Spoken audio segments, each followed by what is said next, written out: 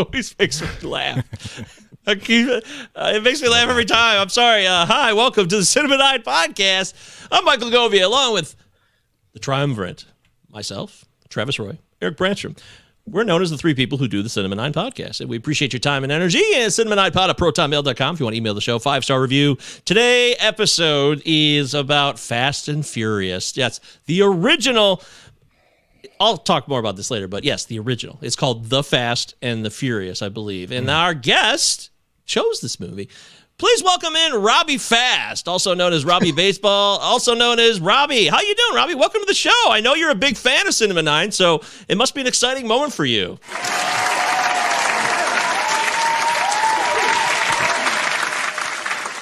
Dreams can come true. It can happen to you. I'm very happy to be here with you, gentlemen.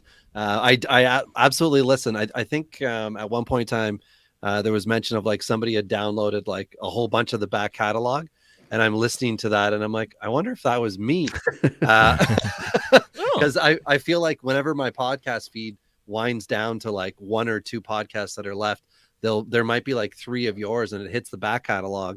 And I'm like, sweet, I'll just listen to more of this. And then like listen to you guys talk about what you've been listening to and all that fun stuff. So, I'm fantasy baseball podcaster, but the movies are fun and excitement for me. Movies, murder, fantasy baseball. That's what I want to hear in my ears at all times. Okay. That's funny. Yes, you are the co-host of the Dingers podcast. If you're into baseball at all, and if you like two down-home quality Canadians, check out the Dingers pod and follow Robbie on Twitter at Robbie Baseball numerical 1. So Robbie Baseball 1, number 1. Cool. Thank you for coming on the show, Robbie. We appreciate it. Thank you for those kind words. Yeah, man. Thanks for coming. Happy to give praise when needed, or not needed, I guess, but when warranted. And for you guys, for sure.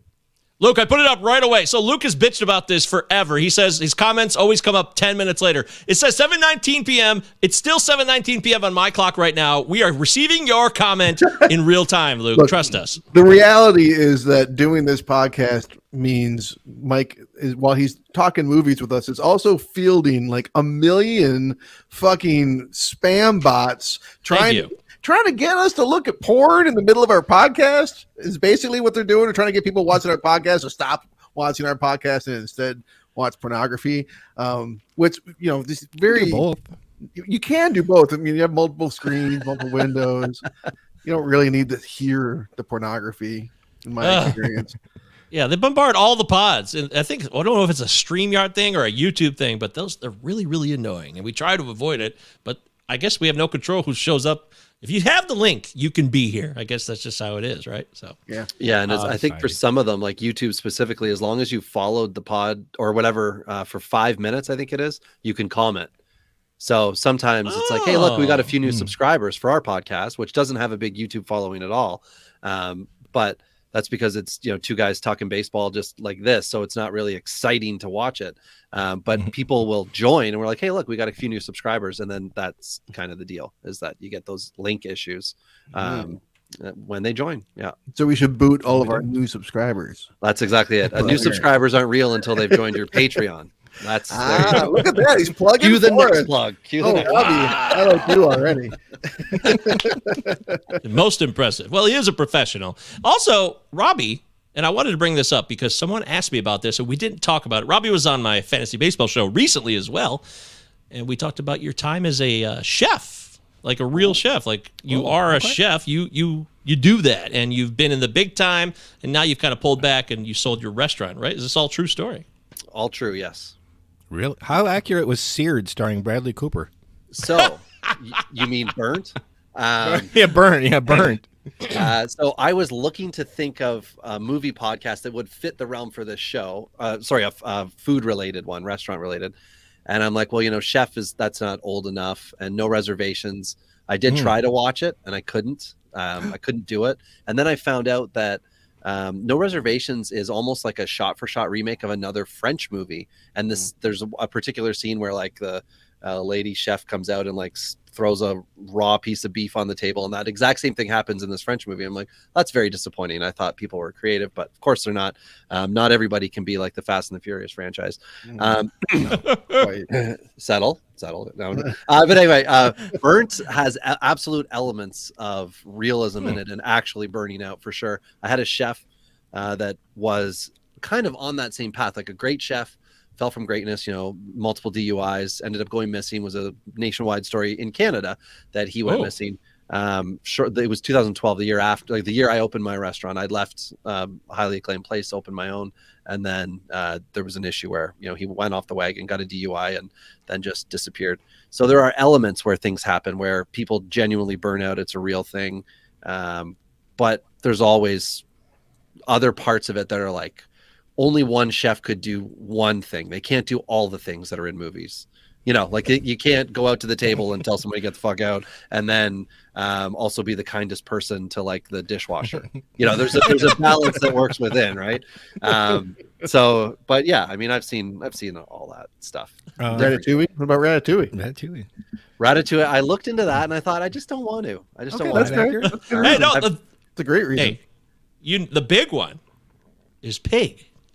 What? Oh, well, yeah, you're right. You're right. No way. So I tried to get my sister, who is American by marriage, and her wife to watch it at our house over Christmas. And they were like, I don't want to watch this terrible movie. I'm like, I don't think it is terrible. I think this is actually going to be good. And because we have what would be HBO Max for you guys for streaming in Canada, it's Crave. So I was like, well, let's check on Crave. So I put the preview on, and it was French. And I'm like, oh, well, oops, I guess maybe we can't watch this movie because you guys won't read the subtitles. So then I put the actual movie on just because no one was paying attention, and started into it. And it was the English version. Just the preview for some reason was French. I don't know. Anyway, I quite liked most of that movie because I'm a chef. I can't. It's got to be real, and it's not. There's no secret fight clubs. Oh no, it's a fable, or like there's something fanciful about it. There's definitely no fight clubs. When it gets to like the fight club scene, that's why I'm like, okay, like they're not even trying to pretend like this is like grounded in like a real reality, but at the same time, it's one of the most real performances Cage has done. So my wife we did not watch it that night because my sister was not interested in that. But my wife and I watched it after they left from the visit, and she cried finding out what had happened. And I was like, that is a sad, great movie. But because I'm a chef, it also has issues and errors that I'm not a big fan of. But that's just like the magic of cooking, or just like dedicating your life to soup stocks and whatever, is that things are terrible for you. It's very hard for me to just go to a restaurant and not point everything out that pisses me off about the facility.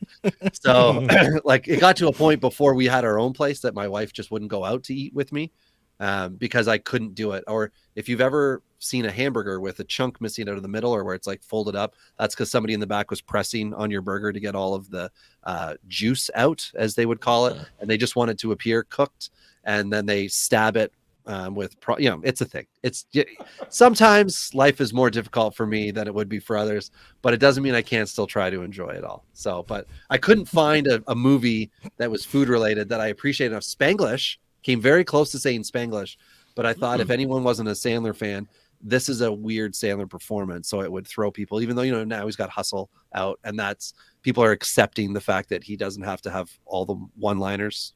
So you went with the completely uncontroversial choice of the Fast and the Furious. We're starting at the beginning here of the Empire. Oh, because we're going to do every one of them. Oh, well, if I don't screw up, I hope I get to come back. Maybe 10 more times, 9 more times. Banished! You are banished! How dare you? You don't remember every meal you ever cooked, Robbie? Is that what you're telling me? No, I used to save menus. I had like a binder of all the menus of independent restaurants that I worked at. And then if I ever had a dish that I'd suggested that got on the menu, that was like my favorite dish, and I'd circle it. Or if I hated what I was cooking at a restaurant, I would typically come home at night, so it'd be midnight or later sometimes, and I would just cook to like feel like I was free. Like when you're cooking and learning how to cook liver properly, you're honing in on your craft, because if you don't care, you're not gonna worry about it, right? But I wanted to like liver and onions for old people That's a really important dish for them. You cannot screw that up. So even if it's only $14 a person, you want to know how to do it properly. So I used to come home and I would cook. I wouldn't cook liver and onions, but I would cook everything else. Saturday mornings, go to the market. I'd buy duck one week, buy something else crazy the next week. And I just try to figure out how to cook it in my free time. I had my schedule arranged. I would work 2 full-time jobs, but I had Sundays off. So Saturday mornings before I would start one of my jobs, I would go to the market and get a bunch of stuff. And then Sunday I would cook. For me. That's awesome. Family, Yeah. For you. That's right. Well, hey, we're going to talk more cooking on the show later on as we talk about what was favorite dish of Dom Toretto. Stay tuned for that later on. But, of course, let's get into the quarantine viewing picks first and foremost. We're going to tell you what we're watching, what we've been watching. What you doing? Travis, what you doing? What you been doing? Oh man, I watched too many movies this week. It's been I don't know what's wrong with me. I watched too many movies. I enjoyed some fungal delights thanks to a friend of a friend or a friend of the show. I won't say her name, but she knows who she is. And so I had an animated evening, watched Toy Story 1, Toy Story 2, and the new Beavis and Butthead. That was a good way to do those movies. Not my first time experiencing Toy Story that way. In fact, I think every time I've seen Toy Story, it's been under those conditions. The new Beavis and Butthead, if you're wondering, is it as dumb as ever? Yes. Don't worry. It's still stupid. I also checked out 15 Things You Didn't Know About Bigfoot. Number 1 Will Blow Your Mind from 2019. This is a fun little movie, like a satire about clickbait and like the way that like Vice and BuzzFeed and these kinds of stories work now with Bigfoot. So that was fun. I liked that one. Nice, a real nice independent film that's not a horror movie. It's a comedy. It's cheap as fuck. It's just guys walk around the woods with cameras. So it's pretty low budge, but I enjoyed it. Peacock recently, there was a streaming competition, or they ranked the most satisfaction that people have with streamers, and Peacock was at the bottom at 68%, but I actually bit the bullet and got Peacock this weekend and paid the money so I could watch The Northman, for instance, the new Robert Eggers. I've been wanting to see this for a long time. Has anyone seen this movie yet? What'd you think? I've heard all about it. Yeah, I watched it a few days ago. I was looking forward to talking about it too. Well, what'd you think? Let's talk about it. Loved it. I didn't know I had Peacock since Halloween Kills came out exclusively on Peacock 2 years ago. You made fucking jokes paying about that. $6 a month for the past God knows how long. I was out of my mind with rage on the phone to Comcast when I'm scrolling, and I'm like, oh shit, The Northman? I'm like, I'm good. Bye. Watched The Northman, canceled it. Loved the film. Fucking brutal as hell. Dude. I needed more I loved it, but for what it lacks in classic Robert Eggers mysticism and weirdness, it makes up for in gorgeous brutality and great acting.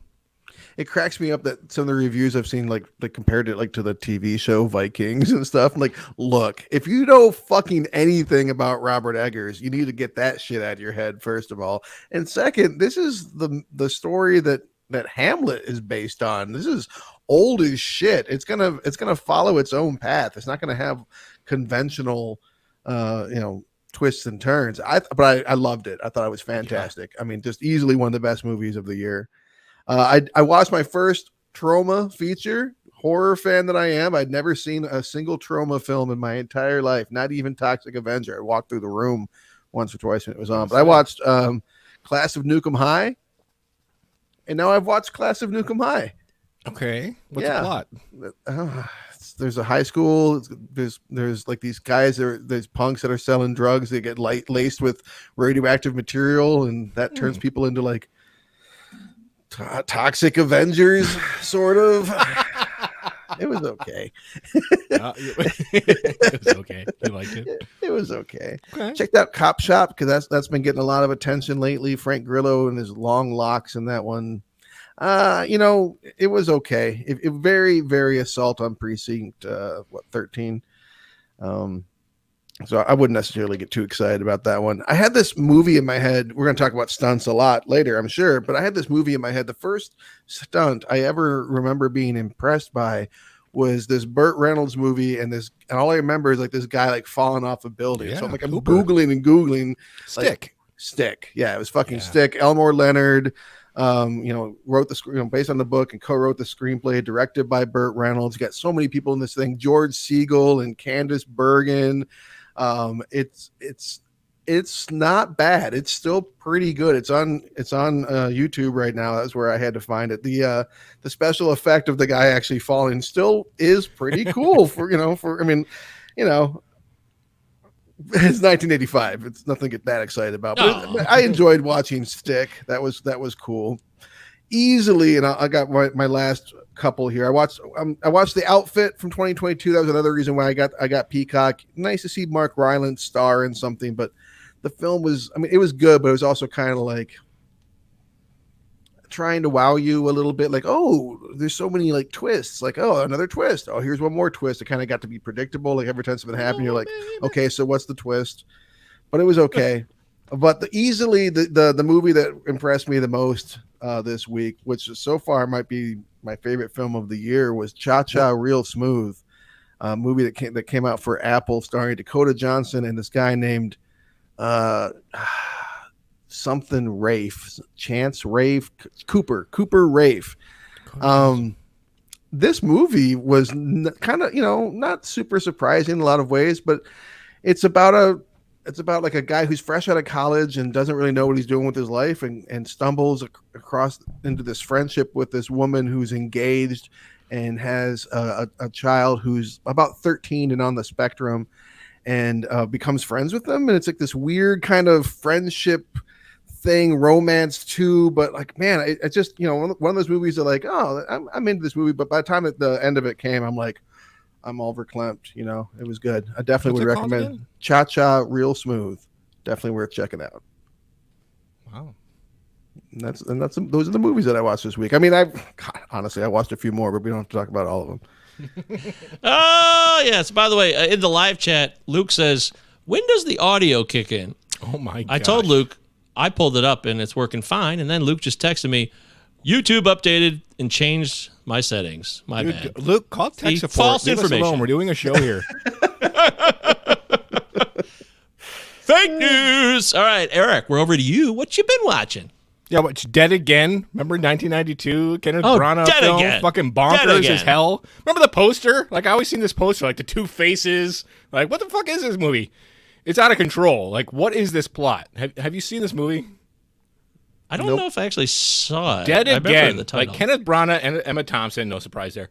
Like, Dead reincarnation thriller. It's like they're living different lives, and like now, like Kenneth Branagh's got like this shitty New York accent, like because he probably like watched one episode of like 21 Jump Street. He's like, yeah, I can do the accent. Was it better than Artemis Fowl? Nothing's better than that. It's out of control. It's kind of cool, but extremely goofy. It's very hard to pinpoint, which I guess makes it kind of cool because there's nothing like it, especially in the early 90s. I can't even describe the plot. It's like reincarnation thriller. I don't know. It's fucked. Yeah, Sing 1 and 2. Loved them both. Yeah, Sing 1 and 2. Excellent animated films. Heavy. 1995. James Mangold. Pruitt Taylor Vince. Liv Tyler. Debbie Harry. Yeah. Joe Grafasi. Fucking fantastic. Shelley Winters. Oh my God, incredible. I remember that. Yeah, James Mangold's first Incredible. onto the scene, man. After coming out of the Sundance Lab, and he had mentored under Milos Forman. Ooh. And his first film is fucking fantastic, dude. You were talking on Is It Safe, Mike? Excellent podcast, by the way, if you like Cinema 9 and what Mike has to offer here. Listen to last week's episode of Is It Safe? They were talking about like performances from folks, that aren't really actors that do really well with them. And I went back and I'm like, you nailed it with the dude from the Killing Fields. Debbie Harry, Blondie herself, is fucking fantastic in the movie in the supporting role as his waitress. It's a beautiful, low budget independent story about a larger dude, and it's not even the point about him being like a big dude. It's just it's an isolated fella who doesn't know how to communicate with people, and he develops this relationship with this young woman, Liv Tyler, who I've always liked. I mean, where is Liv Tyler? I've always just really enjoyed her softness, her quiet demeanor. Love the movie, man. Check out Heavy. She's permanently On Tubi. stuck in On Armageddon in a time loop. It sucks for her, but that's where she is. That's where she is currently? Yeah, it's complicated. Yeah, I imagine it is. Yeah, The Northman, man. Check it out, dude. It's such an achievement. Like they give Robert Eggers they give him like $100 million, which as it turns out was a mistake. They haven't recouped their money by any stretch. But I mean, this is what happens. Future classic. Man. It's a future this classic. Is what happens, man. Yeah, it'll trust me. The DVD sales or whatever, the streaming sales or whatever, they'll make up for it. But when you got a director of this caliber, man, just give him whatever the fuck he wants to, because you're going to have a classic that's going to be in every cinema book in every college from here on out. It was so good. No real spoiler here, but did you notice that when Willem Dafoe appears on screen, he comes with a reluctant dragon's, oh! I did notice that. He did. You noticed it as well, right? I mean, it's full on. That's what he does. Nicole Kidman, Best Supporting Actress. So great. So fucking good. One of the best Maybe the performance performance of the movie. And Alexander Skarsgård, for years, man, I've been like, look, the dude's hot, great abs. This guy can act, man. He's acting his heart out. He's putting... Remember The Revenant? Remember when Leo was getting all this accolades for The Revenant, which was a great performance and a great movie, but let's be honest, what was he doing? Wandering around in the cold?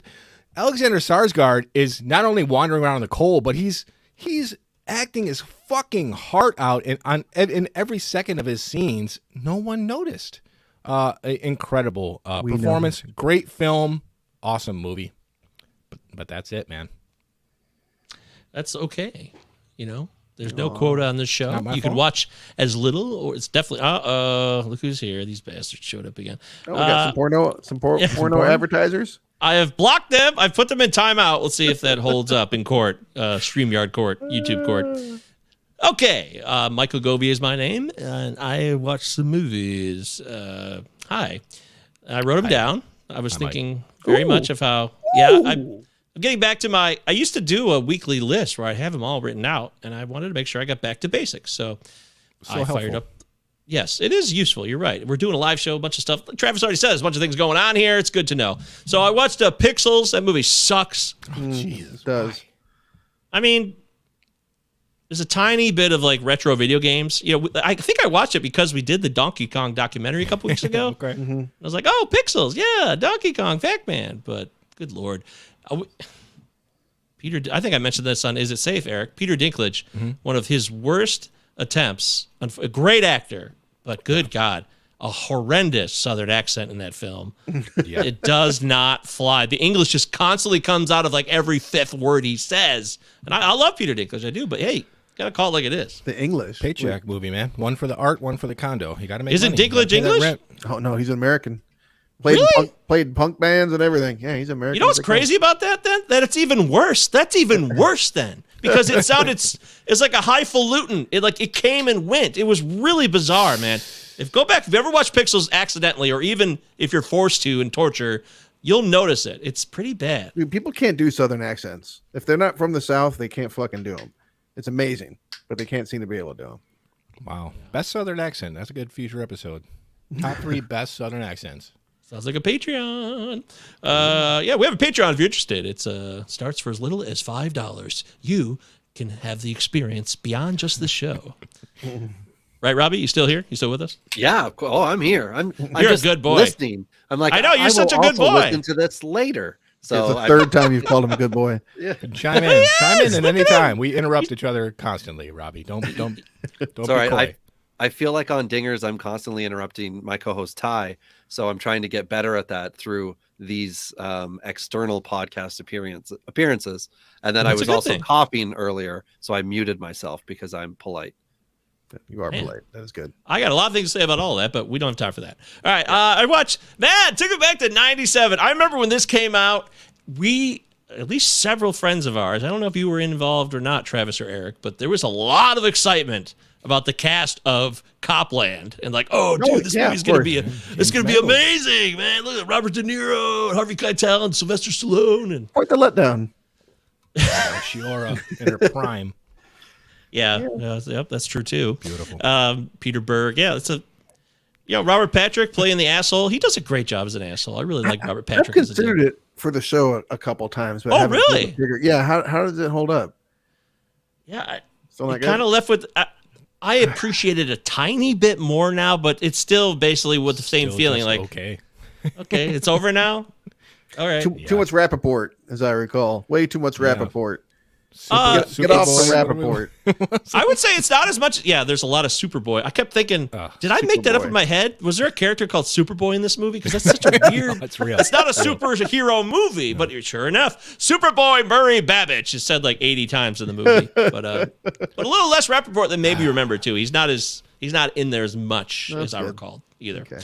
But it's not good. I watched Bill and Ted's Bogus Journey. That was fun. I remember. Station. Yeah, I remember being more of a fan of that one because we saw it in the drive-in, and I remembered more things from that movie than I do the first one. Oddly enough, which What is it? What is it they did to death? They noogied me. They noogied me. What is it? Melvin. They Melvin me. Melvin. Yeah, They Melvin me. totally forgot about that. A Melvin. Yeah, Liam Sadler, baby. Yeah. oh, he's I great love as him. death. That's He's the a fight. fine death. And the guy from Major League who plays, Rob, you appreciate that. Who plays the old broke down pitcher? He plays a general colonel that's in hell with them, and he's got a great. It's really good. I was one of his finest performances. I wish I could think of his name right now, but I can't. I know who He you're actually- talking You about. stole Dinkins Easter basket. Oh, Yeah, fantastic. it's weird. It's a weird movie too. It's a lot weirder than I recalled. Yeah. I would recommend it. Check it out. Yeah. But I don't know if I could recommend the third one. I don't know. Yeah. At least it looked like That was Keanu tough. was trying in the second one. It was tough watching that one, the last one. Yeah, it was. I agree with you. I just want to mention there's a movie coming out, or that might be out now. And I laughed my ass off when I saw this commercial on YouTube. It's called "Where the Crawdads Sing." Oh, Stop laughing.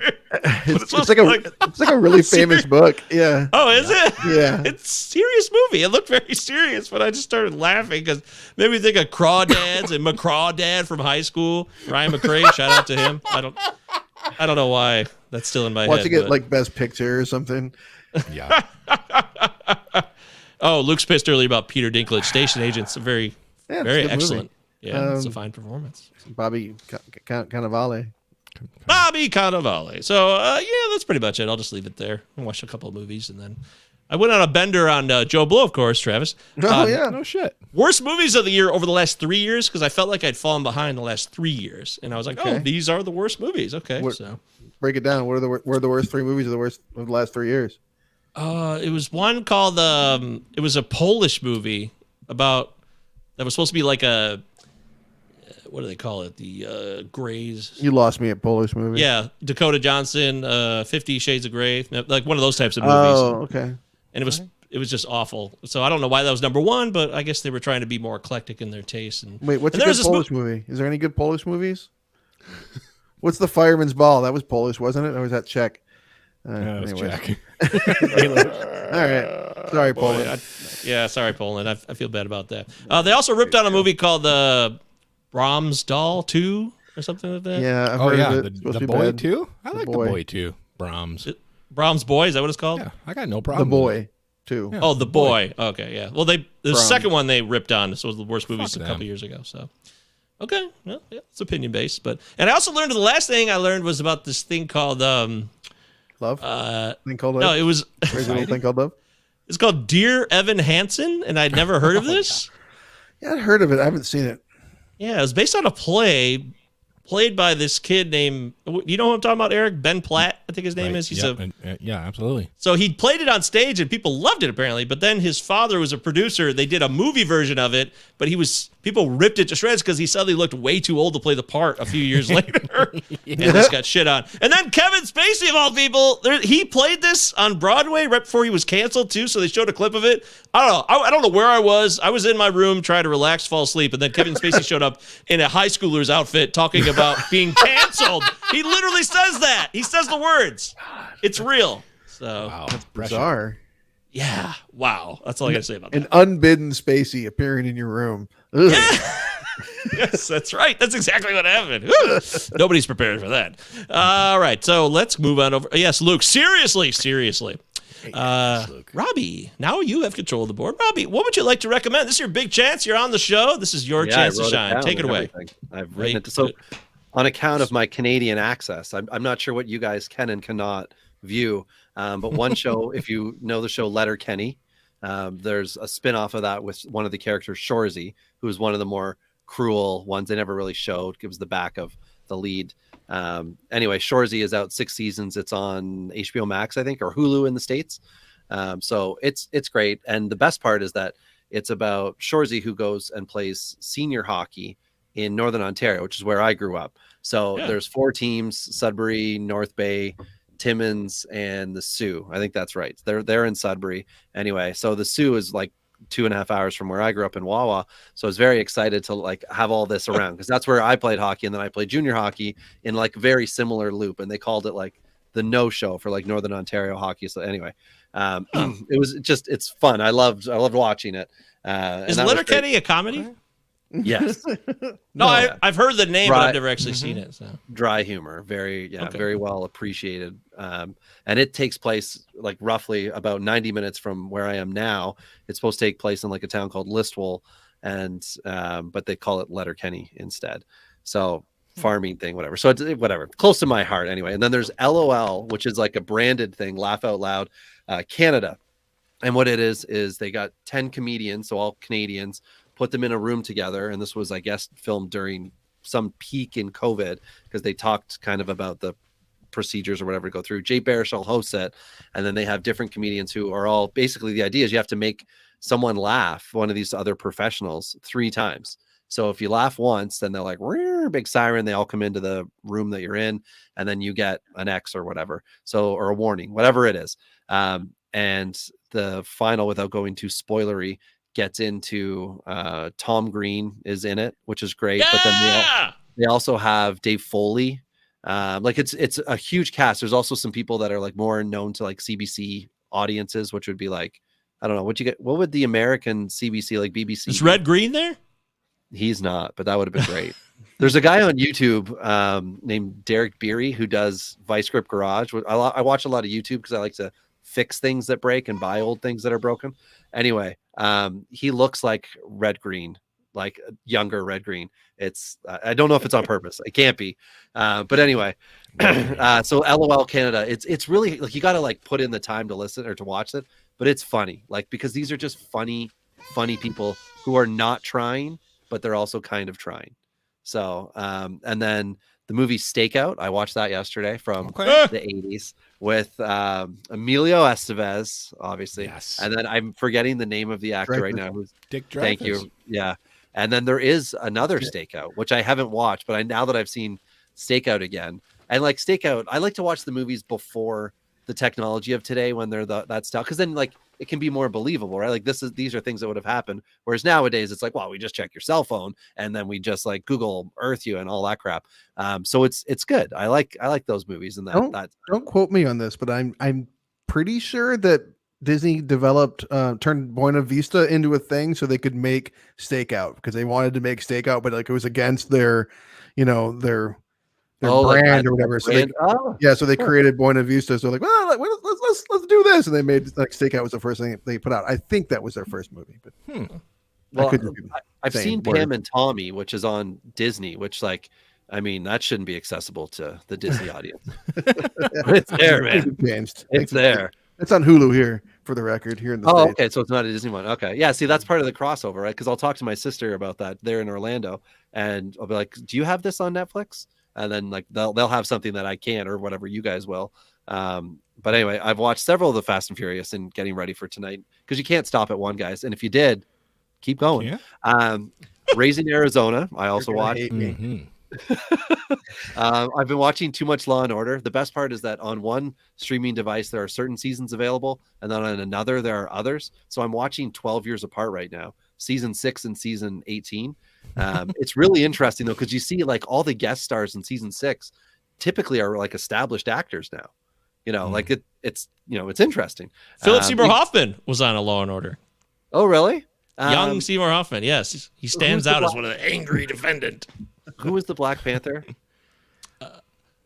because he was Rest in one. peace. Chadwick Boseman? Are we talking about Chadwick? Chadwick Boseman? Chadwick Boseman. Thank you. He was one. Whatever you name I was the like, actor. Bobby actress. Seals? Yeah, Fred well, like Hampton? they've all been on. They've all been on. And then I watched Field of Okay. Dreams a couple weeks Yes. ago, and I was not a fan of Field of Dreams. Yeah, I was surprised too, but I think it was the fact that I was thinking like baseball movie, not fantasy. That's why I like it. Because it Well, has see, really nothing to do with baseball. I heard the baseball chat from the previous pod, but I think that was my problem, right? Not the movie's problem. That I went in wanting something that wasn't what they were trying to deliver. So that was it. But basically, a lot of Fast and Furious, and I do get transitioning into the whole empire of them. They can offer a lot to different people depending on your preference on them. Now, there's certainly a very small segment, possibly 75% of the people in this this podcast right now that it doesn't apply to, but for others, it can be one of those ones where you're like, I'm just going to let it all go and just laugh and enjoy what I'm watching, or I'm going to like pretend that I'm going to really dive in. And then if you take like the, this is all stupid approach, then you're never going to get into it. But those are the people that have never liked Adam Sandler or comedies that have dick and fart jokes, because you gotta let yourself enjoy life sometimes, not all the time. I think you might find that there are people that defy your expectations. always. But I'm just saying that, if you let yourself, because from the first and second Fast and Furious, they transitioned the third one and went in a different direction. They went drifting to Tokyo, and then they came back for the four, and that's when they started to talk about timelines and things. When you get into, they're up to F9 now, but I think there's been 10 in the franchise. I don't know if Hobbs and Shaw counted as an 8 or it was on its own. There's something anyway. That part's not important. It's Are just they fighting aliens yet, Robbie? Or I believe in the latest. There is some Time realm traveling. of And wasn't there Charlize Theron? air. Went like Giant Helen Mirren, I believe. So, is what it is. yeah. Kurt Russell and Charlize Theron went head to head in space. Unreal. It's going to become like Ghostbusters. That's what's going to happen. It's going to evolve. They're just going to, because what else can they fight? What else can they defend? But it started with this one, right? It started with this one, and this was such an honest premise versus where the franchise is now. But anyway, that's what I've been watching. I'm ready. Let's do it.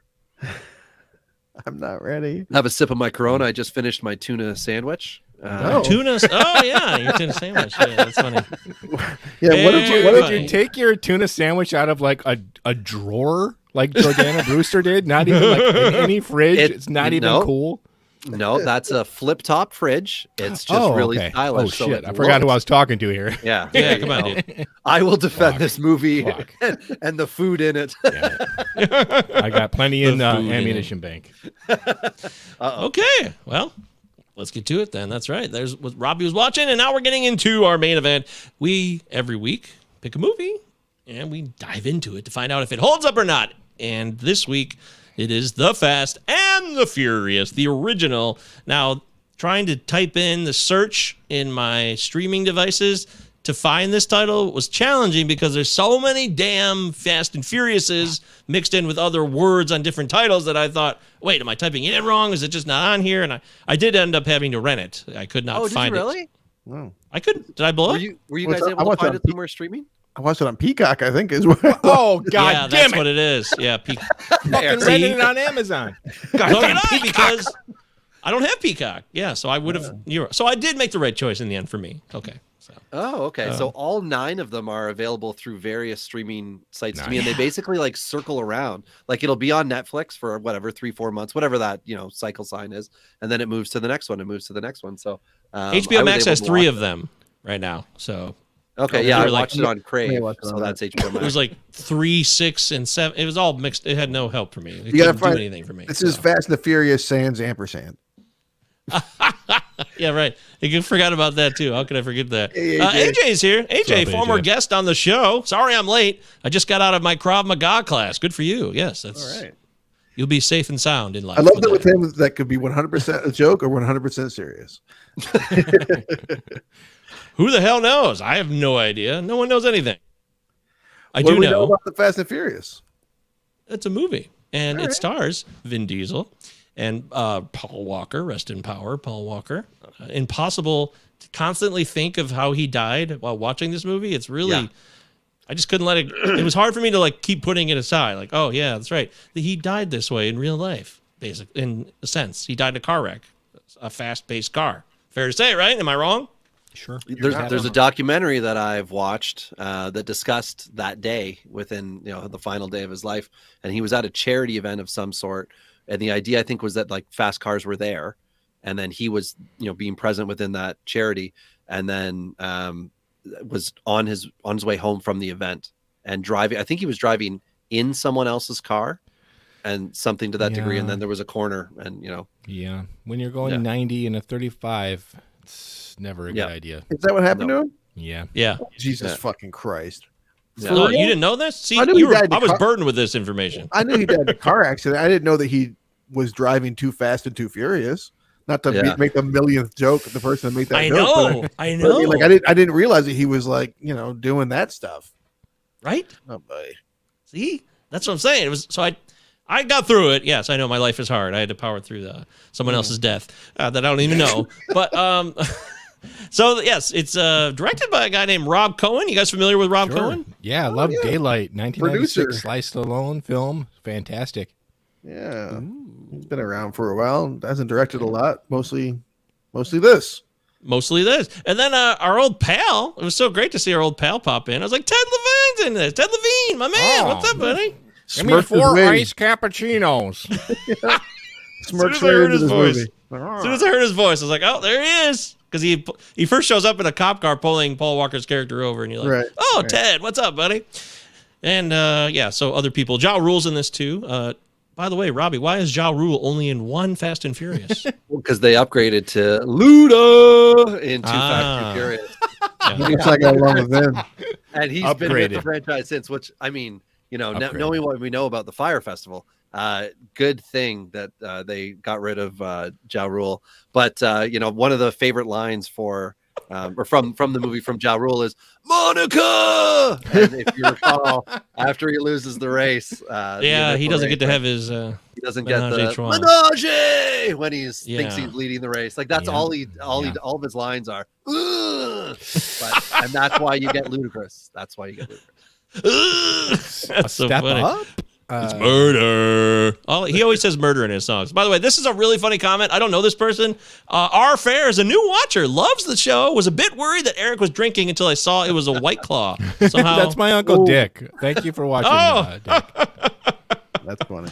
Thanks, Uncle Dick. That's great. All right, so scores. IMDb score. I have no idea. Yeah, I checked it out. I could not believe my eyes. Well, There we go. people love this movie enough to crank out like 20 of them or whatever, right? So I'm going to guess 7 in the 7s. So what? Because I don't go and look at this just for reference. What would be a critically acclaimed movie? Would that get like an 8? Yes, it'd be elite. It's elite status. Okay, and then 7 is rock solid. 7's like a rock solid score. Like that's a good movie. So like Mighty Ducks, and D2 and D3 would all be 8s, and then Clearly. What? Sorry? Clearly. Guys? Right, you got it. You got it. Duh. Obviously. Let's go 7.5 because I think that's where she should be. Yeah, I'm thinking. I'm gonna go 7.5 as well. What is it, Eric? Who knows? 6.8. Oh, I was closest. I win. If You there's one were. movie that deserves 6.9, I mean, come on. Turn it around. The Red Bull of movies certainly deserves The 6.9. Red Bull of movies. Well, that's that's a the new thing, one. Mike. Did you come up Like- with that yourself? I did. That's pretty good. That's pretty good. I like that. I like that. I like that too. Go me.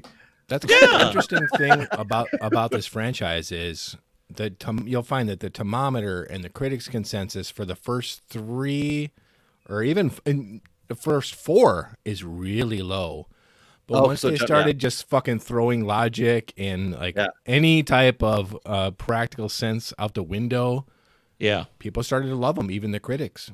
I think Fast 5 is referred to as the best one of the franchise. Kind of like unanimously, people think that's the one where, okay, I know what I'm watching. So I don't know beyond that, but because I like the idea that they could have made everything hilariously named. Like Fast and Furious 8 could have just been like Fast and Furious V8. Like it's easy to make something automotive with it. And I forget what. Oh, I was talking about. You think of the juice? Yeah, I'd rather have V8. Fridge right now. That's what I would do. That's a different franchise, guys. That's if Ratatouille had V8 sprung. the movie. That's food fight. If they made 9 more of them. All right, so on Rotten Tomatoes, the critics a 54, so that's not great. That's a splat. Yeah, that's a splat. That's a splat, but a 74 from the audience. That's a 7.5 basically on IMDb, so that is in line with what I would expect from the audience. They love it. Yeah, I'd expect the audience to love it more than the critics, at least the first one especially.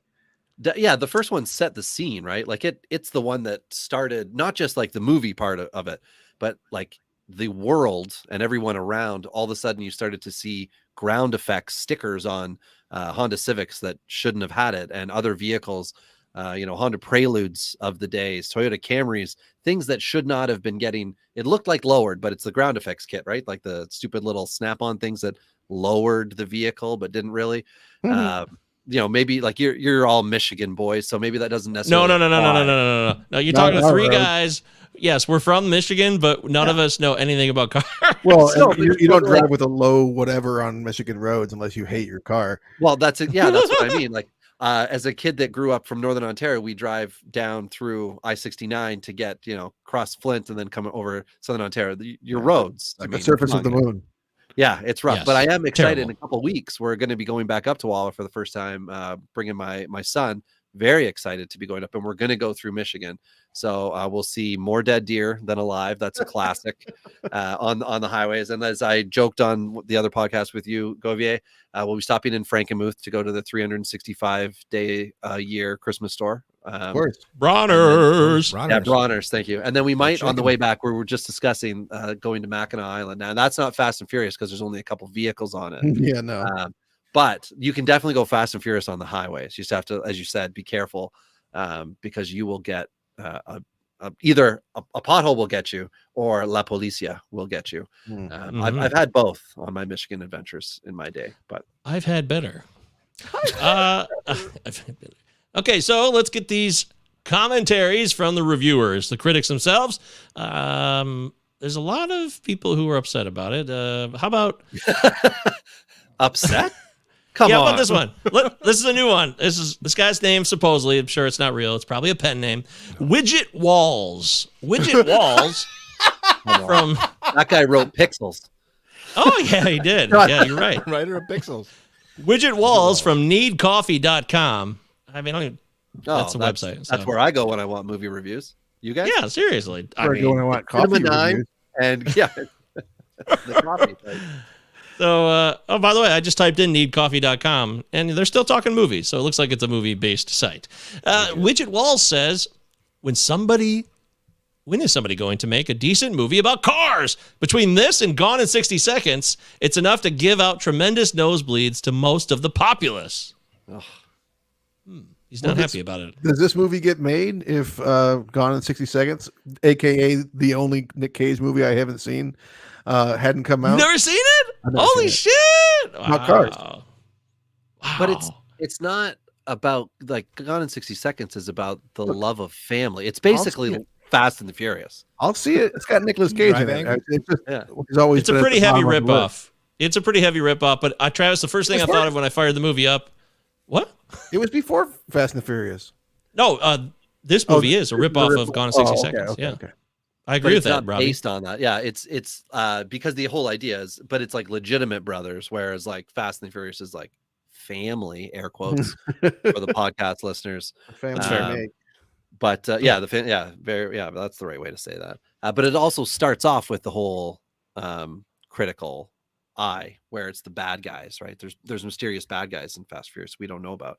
Do they let everyone know 60 seconds? It's just like a goal-oriented movie. Do they alert everyone of their presence by having green lights below their cars, so everyone knows that the bad guys are showing up?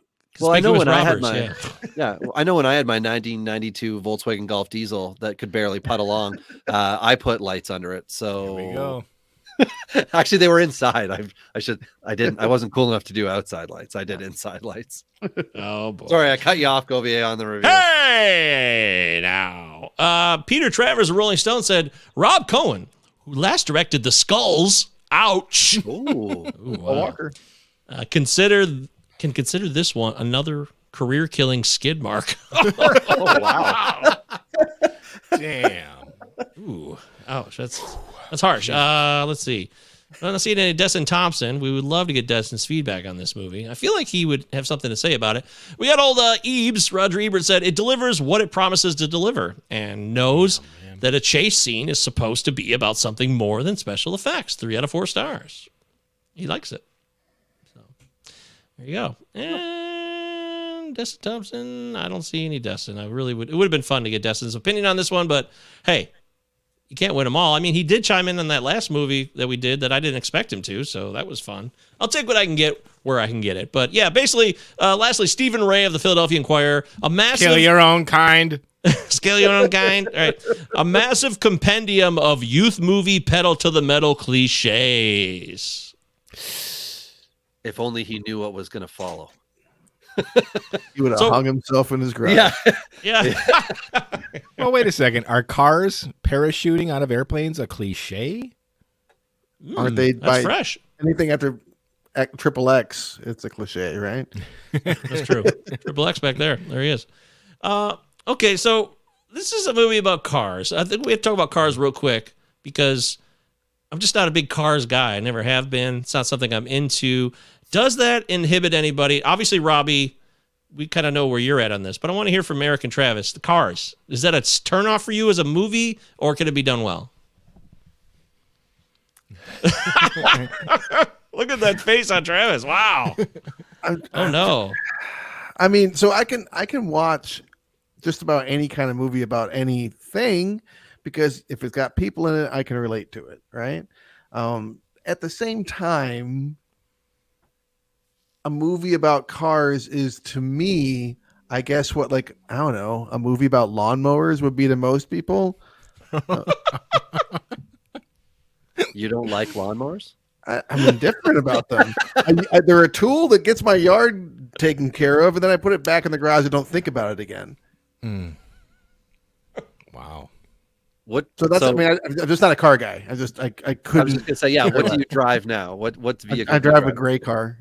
Gray car. Perfect. That is the correct answer then. Yeah, like I'm not a big like lower your Honda Civic and scrape and stuff like that. But when this movie came out, I put myself back in that time. Like what was I doing in life? And I was getting my first car. I was at college, and it was like the cool people with money had vehicles that were starting to look like this. So it was kind of like it wasn't the classic cars, right? That was my deviation from knowing and learning about classic cars. I grew up and it was like 4-wheel drive vehicles and Jeeps were cool, but I also lived in a place that had 6-foot-high snowbanks. So having like a lowered vehicle would be just the dumbest thing ever. If anything, it would have been one of those like 5.0 Mustangs, the Vanilla Ice Mustangs. And that would have been like a sports car in my mind. Would have been, or like a Dodge Viper, which again, not at all realistic. The Honda S2000, I didn't know what that was. All those things were all. I don't know what that is either. Yeah, just very foreign to me. That's what the I can't remember the actor's name, but that's what the guy from the Chinese gang, whatever they are. That's his vehicle is a S2000. Johnny Tran. Johnny Tran, thank you. Great name. And his cousin, he's hardcore. Absolutely. Eric? But that was the thing where it introduced me to those things, so I didn't know of it beforehand. But gotcha. Eric, Yeah, how do you feel about like, cars? Growing up, like my father is just a really sweet man, and he was a car guy. He was like white T-shirt every single day, working on his '64 Ford Mustang that he would drive us around in every day. Sweet. And he would take us to Milan Dragway every Saturday. Ooh. And I would watch these drag races with him because it made him happy. And I was perfectly happy to do that, but I could just never get into it, dude. To this day, like if a bunch of people are like sitting around, like standing around like a car with like its hood up, I am literally like, what in the fuck are they even looking at? But as a kid, you would have been at Race Wars if you were. I probably would have went there. Yep, absolutely. By the way, Race Wars, not the best name for a race, even if it's... Isn't it though? Because these are completely racialized gangs. We got the Asian gang. Yeah. I mean, this is like racialized racing in the movie now. If I was a kid, I probably would be wondering why all that security didn't like arrest Dom on site for that assault. Right. But anyway, like yeah, don't give a shit about cars. I remember 2001 seeing this in the theater. Wow. And just leaving the theater and seeing all these, people driving or circling the Brighton Cinema parking lot with the fucking light under their car like it was a fucking circus. I could not believe it, man. And I don't want to subculture shame, which I'm sure is going to be like a thing in a few years if it's not already. But I was always like, Jesus Christ, what a bunch of tools. I never cared about cars. And there are cool car movies out there. Like, I dug Gone in 60 Seconds. I love Death Proof. I like Rebel Without a Cause. But yeah, it's really hard to rev my engine with this type of thing. Boom. Knight Rider was awesome.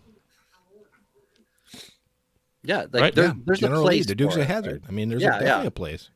There's a place for it. I think some of it too has to do with car guys that'll be like they'll destroy these movies because it's either not their type of car or any of that kind of stuff. Like I currently have a 1954 Fargo truck, Dodge, whatever, that's in my shop that I'm trying to fix up. I've been trying to do it for a while. I don't want it to be fancy, not at all. I want it to be like normal, what it's supposed to look like. And then I bought a 1979 Dodge because I hate computers and all the things that they ruin with vehicles. So I can't work on them. So I bought one before that time. I'm working on and learning those things. So I think I've gained an appreciation for people who will like fix their own stuff. But in this movie, they like build a car in a day, it seems, something that's on fire that shows up. They're like, yeah, look at the motor. We can fix this. And I'm like, yeah, but that's like mega bucks, guys. Come on, let's be realistic. But they do the things that they should, where they're not saying like, oh yeah, we'll fix it and it'll be free. They talk about the fact that like, clearly this shop is not, selling tuna sandwiches and doing tune-ups to make money. There's something else going on. Does that program exist that Jesse's working on where he like needs to be at MIT because he's such a genius? But he's got the what is it? Yeah, ADHD. So that prevents him from excessive life.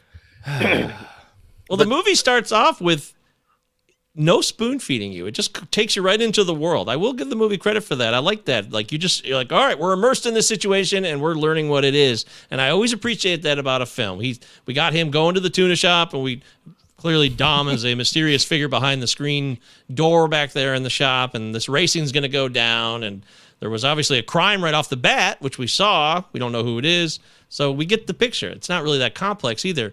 But this isn't a movie just about cars either. I know we're harping on it. And by the way, just for my own personal reaction, just because I'm not big into cars doesn't mean that's like the right thing to say. I'm just telling you that's my opinion. I'm not big into cars, but I do see the appeal of driving fast and going fast. And movies are supposed to be about spectacles, and this movie has a lot of spectacles. It does. Yeah, I agree. I don't know that movies.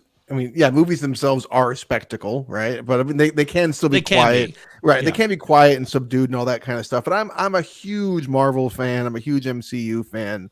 I like well done, bing bang boom pow kind of stuff, and I can be entertained by that. This movie is, until I started this podcast, I never turned movies off. But this stuck out in my memory as being one of the first and only movies that I had ever started and turned off, and I didn't revisit it again until last night.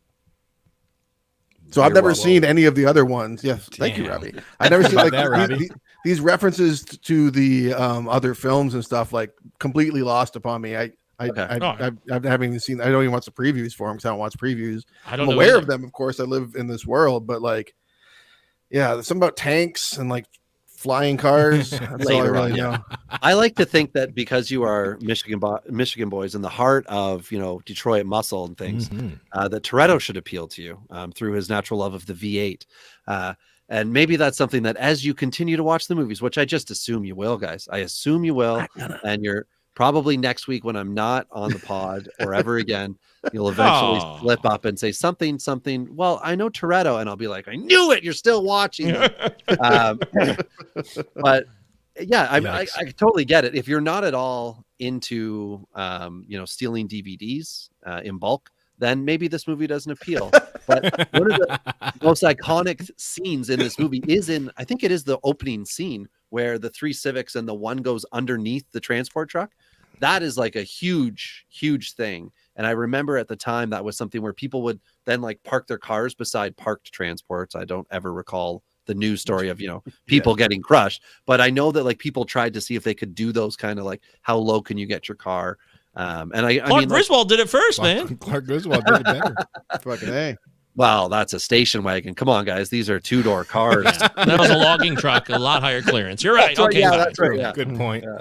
But yeah, that's the kind of thing that I think started from this movie was, the dark tinted windows and like the ground effects, all that kind of crap. But then it's grown. And I mean, the franchise itself has done its own thing, but I think it's had an impact on culture because people that have like a Walmart budget or a Speed Shop budget were able to like kind of get something out of this film. Like even like someone like me who did not have a sports car or anything like that. At some point, I'm like, that's kind of a cool movie. What they're doing is neat. They go fast. I wish I could go fast. Those things. And plus, like, it's a cop movie too, right? There's guns. Sure. My son was watching a bit with me, and we had to stop because he's like, "Look at those guys." I said, "Oh, those are bad guys, son. Those are bad guys with the guns. Let's watch something different." So anyway, Wait a minute, though. Are we allowed to criticize a guy who's dead for poor acting? Oh yeah. Yeah. What's the Why not? protocol here? Why wouldn't we? Well then. So Paul Walker's dude, and he's just not. He was never a very good actor. Anyways, he played a perfect role in Varsity Blues as a young quarterback because he literally basically could have been that. That made sense. This one requires a little more depth on his part, and just sorry, a lot of times I didn't buy it. It didn't keep me in the movie beyond all the other shit. Didn't buy him as a race car driver. Didn't buy him as a cop. Didn't buy him as someone that was supposed to be over the age of 18. This is a huge miscasting here, man. There's just nothing there. I mean, God rest him. And actually, I think he was really good in Running Scared, which he did later on. So I think he got better as an actor. Joyride was good. He's just so bland. yeah, I was here, thinking man. of Joyride too. I like Joyride. Well, I think in this one though, the idea was kind of like he's angry, like he's trying to be better at racing, but he just plain old doesn't know how to do it. But the cop part, yeah, I didn't quite, you gotta be a little more mellow. But I guess maybe that's the young part of him trying to be an angry cop, because this movie was brought to him with him as the star, as like you're a undercover cop, so it's like that intensity, and maybe he needed to like tone it down. He needed a little more Toretto in his character. Toretto's more believable. One thing I was wholly unprepared for was just how fucking orange this movie is. It's so orange. Like, it's just everything's so orange. I'm like, I don't remember it being orange in the previews. Everything, it's like everything's orange, and then you got this big wad of orange clay with two bright, shining marbles stuck in its head, and that's Paul Walker. The second one's really bright too. And then when they go to Tokyo for the third one, because they recast everybody for the third one, it has that same cartoony kind of vibe to it. And then it gets at 4 and beyond, it starts to like modernize, I guess, a little bit more. It looks like a Smash Mouth video. Let's talk about this. It's 2001, baby. This movie has so many 2001 vibes. The music, a lot of the new metal stuff that's mixed in there. Is this the worst soundtrack in any movie we've done? Rolling. Even the techno is dated, like electronic music that is from the time in there. 2 of my first 4 notes are dumb music, and I didn't even realize I was writing it twice. Just dumb music. Dumb music. Yeah. Absolutely. It just took me right back to that time. I was like, oh my God, this, you can tell. Yeah, this movie is definitely from that time period, because it just takes you right back, because it just doesn't exist anymore. And, I like that about movies, though, because movies can be time capsules of things like that. Even if I don't love what I'm hearing, it reminds me, oh, that's right. That's what things were like in the mainstream of that time. So I do appreciate that, but that's like a different aspect of actually liking the soundtrack or drawing me in any further. And I don't know. What else about... Some other positive things about this movie from others besides Robbie? Dude, I remember I used to keep, in 2001, I was trying to keep a film journal where I would review every film I'd see in theaters out of 4 stars. And I still remember reviewing this 3 out of 4 stars. I remember having fun in the theater, dude. And I think that's a testament to how audiences were feeling. It was fun. Like, even if you weren't into cars or anything like that, it was something different in 2001, so I will give it that. It's just, I mean, going back to Brian real quick, like there's fundamental things about this screenplay, and I cannot believe it took 3 people to write this. And I definitely can't believe that David Ayer was one of them. My mind was blown. I can believe it. Are you serious? I believed it too. Oh, big time, yeah. Dude, I agree with clearly, Travis. I was like, oh, I've seen Hard Times. Yeah, Yeah, right. exactly. And Losers, the movie. Clearly, it's like somebody saw Point Break and they're like, let's do that with cars. But the cool thing about that is you get to watch Johnny Utah get recruited, man. Like you get a backstory. Okay, there's no backstory here. It's just Brian eating a tuna sandwich. Hey, I can race. Like I don't give a fuck about this character. Like if you would have known from the onset, like he does something cool, like on a case. And then they're like, this guy did good, like while driving on this case. Let's see if he would be, let's see if he will be interested in doing this job on the Toretto crew. And like, he's like, no, I won't fucking do it. And then he's got to do it. And that would be so much better than just like dropping you in, having him just be acting like this fucking teenager. He's like, whatever the fuck ever. I can't invest in this character. And then all of a sudden they're like, oh, he's a cop. By that time, I'm like, who cares? That sounded good. The idea of introduce, like, you know, like if they knew they could write a couple of them, like they had that deal. Because that would be interesting if he had reservations about the idea of that getting into car culture. Yeah, no, he just is, and like he just is good at cars. He's a wannabe, right? He's not good. He's not good because he spins out in the parking lot and tries to solve his ineptitude with more NOS. This movie feels to me like they were. This movie feels to me like they were expecting to make more movies. Like, I mean, it feels kind of unfinished. Like I was like, oh, it's over. There's an end credit scene. Of course they were. Oh, there was an end credit. Yeah, turned it off. Like Vin Diesel going to the Baja, being like, it's not over. Guys. I turned that off. But still, I mean, it definitely felt to me like there was like. I mean, or maybe it was the fact that there was. I know what I know now. Looking backwards, I know. He gave him the keys at the end. There, he's like, "Do you know what you're doing?" Yeah, it really feels like there's more to come. It feels unfinished. But I do have something nice to say, absolutely, which is that I think that Rob Cohen does some very interesting camera work here. Some kind of David Fincher inspired stuff after Panic Room and Fight Club. I think the way that he travels through the car and comes out the exhaust pipe, that kind of stuff. He does some stuff that looks really cool and you weren't seeing a lot of at the time. And if you did, it wasn't always motivated, but it was motivated well here. And so I think that there's, and then the, especially the last car fight, I guess, whatever you want to call it. Fight. Where the faceless trucker who can reload and drive at the same time. Dude! There's some really good camera work going on there. I mean, like in terms of following the cars on the road, the trucker annoyed me. Where is his face? But the way that it was filmed from the outside, the multiple cars trying to go up in front of him, and also why the fuck if you're strapped to the front of a semi do you take your helmet off? But all that's another thing. Just the work that Cohen did was pretty good.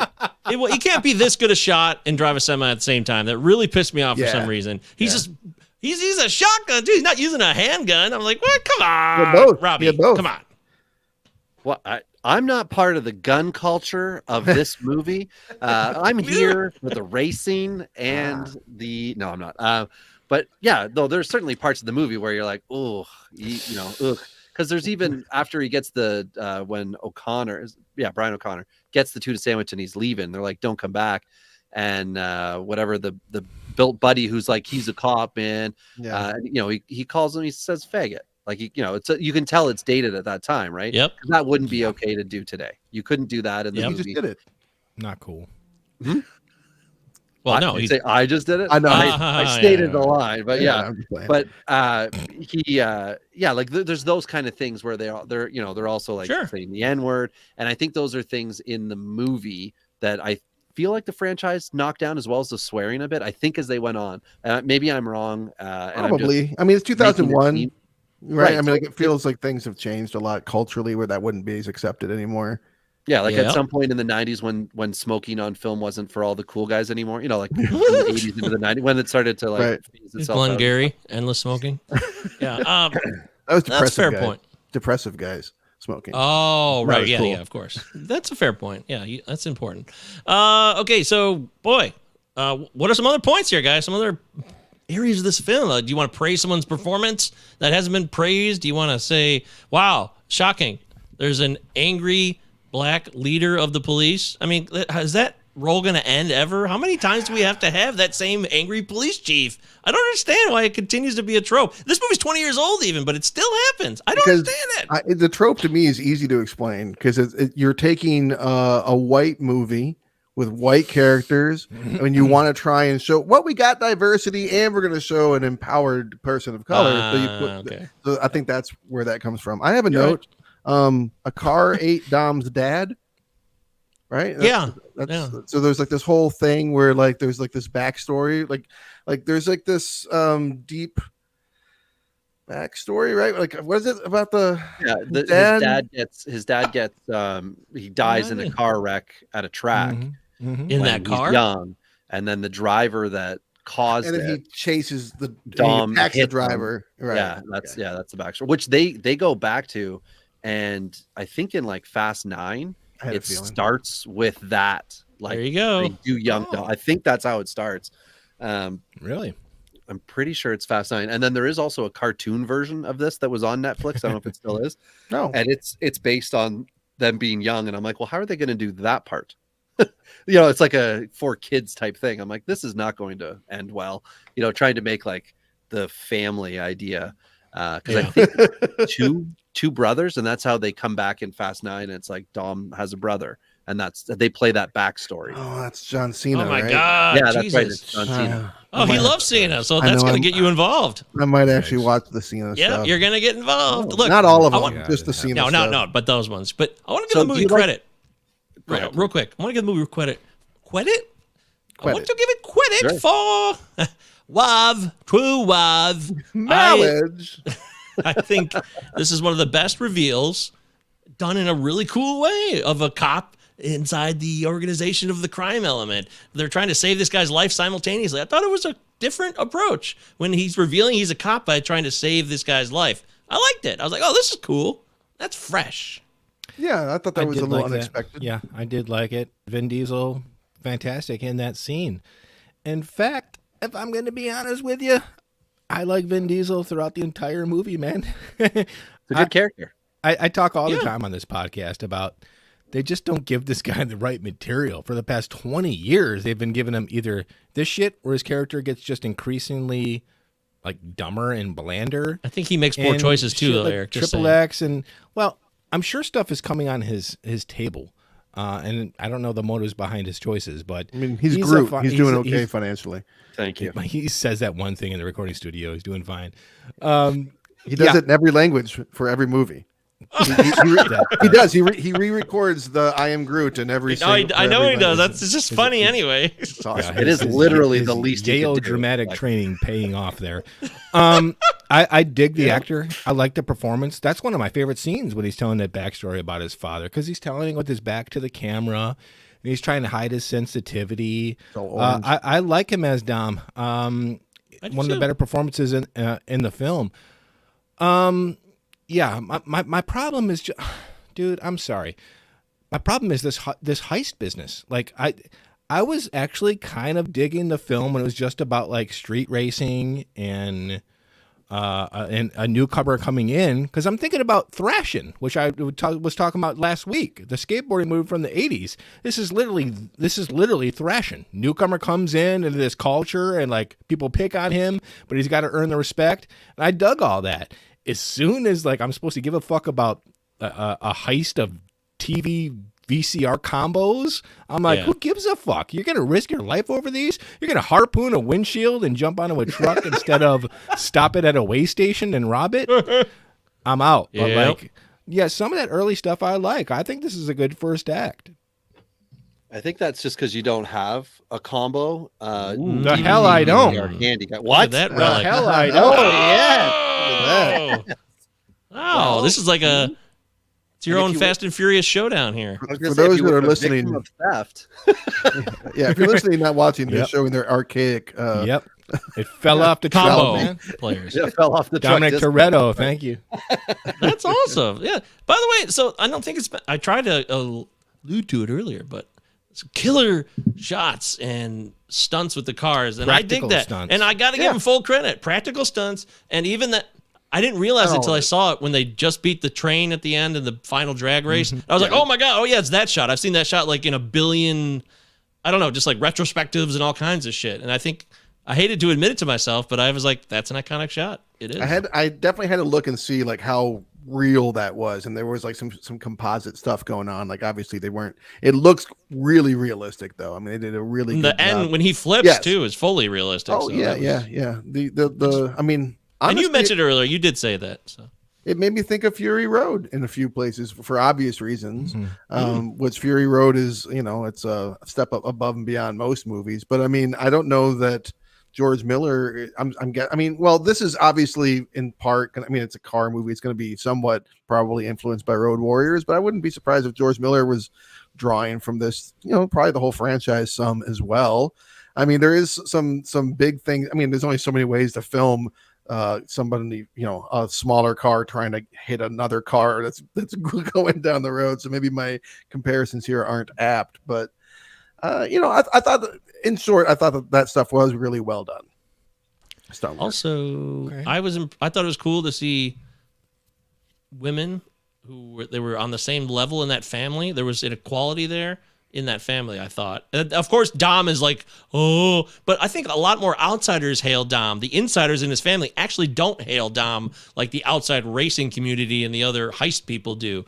And I was really digging that. There was this sense of equity when they're all robbing, which is a weird thing to say, I guess. But, 2001 in a movie, I'll take it. I'm going to say that's a pro. That's a benefit for the movie. Okay. So does that mean we've hit the end here? I mean, yeah, we're well into the show. Anything else before we get to our final verdict? Any other notes that weren't mentioned?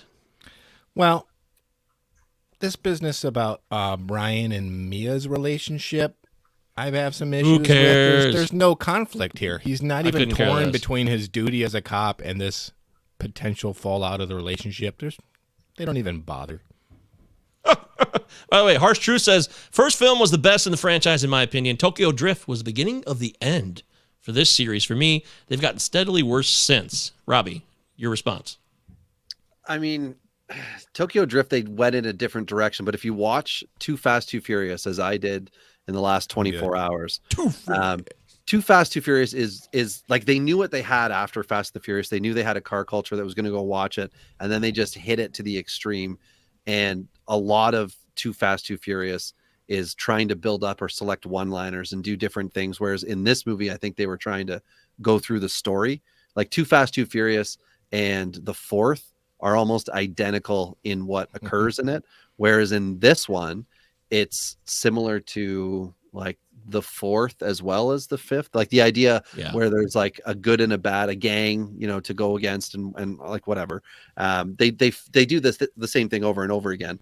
But I mean, I don't know. I can't speak for when they are like running a safe through Rio de Janeiro and all this stuff where like they, caution to the wind, like all those things that they did in later movies when we're focusing more on this one. I think this one's grounded and it seems somewhat realistic. As this could have actually been a thing that happened, right? There could have been a gang of guys who stole stuff and they used that money to make their cars fast for racing. And because that was a cultural thing where people had, like, it's like an unofficial car club. There are old people who have car clubs and young people who have car clubs. And then there are illegal car clubs, which, you go to race wars to sort it out. Right, guys?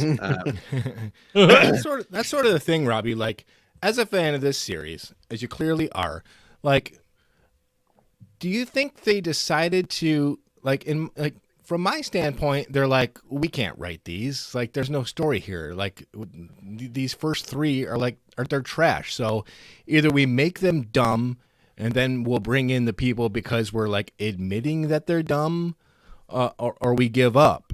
Do you think that's kind of where the mindset was, like at the studio and from the people? They went for like the big big thriller.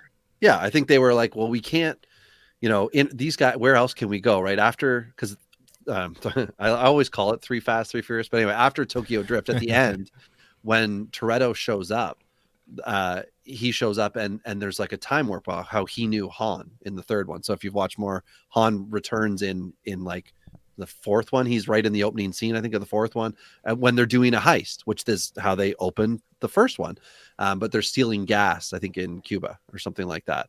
Or they're stealing gas somewhere and then they have to leave and they end up in Cuba. Whatever, that part doesn't matter. It's just that like they keep doing the same kind of actions over and over throughout a few movies, and they replay it in different ways. So at a point they were like, F it, let's just make these things big and crazy. And that's what they did, was they made it big and crazy and not believable. Whereas I feel like in this one, it's far more grounded, because they couldn't go out to, jumping off cliffs and craziness in this one, because then no one would have probably been interested to follow through, or it would have been trash. Whereas this was within the within that subcultural thing. And there's a big thing in cars in in California and all that too. But I mean I'm in Ontario and I saw it like Niagara Falls area. People would go to like cruise down strips, and they would want their car to be seen, and all of a sudden it was like people were wrapping their cars and putting these decals on their cars. And there's a place called the Automotive Warehouse, and they had like the normal room you would go into to order parts when your crappy vehicles broke down, and then they had this like high performance, basically like the Fast and the Furious room, where there was all this expensive stuff that you could go into, and it became very popular. And it was right across the road from my college at that time, so I knew it existed. But it wasn't until after the movie that I was like, well, I'll get my car parts from this place. And then I was like, hey, look at this crazy room. It's like going in the adults only room at your local Blockbuster. Sure. And you're like, look at all these parts I shouldn't be touching. And people were like, I can put this fancy muffler on my car because it'll sound like this, or I'll get that backfire noise. Like, I think it made people a little more curious about performance too, in general. And I mean, like, I'm coming at it as a dude who knew nothing when the first one came out. And I'm not a mechanic. It's just, I have an interest, so I find that to be interesting. But storyline wise, where else could they go? Like, they're international fugitives who over and over again want to have their names cleared. Like, that's all they do. Like, go and save the world, go and do this, and we'll clear your record so you can go back to Cali. Mom and Dad Save the World meets Fast and Furious. I think we can make that happen. I'm a believer. Well, all right.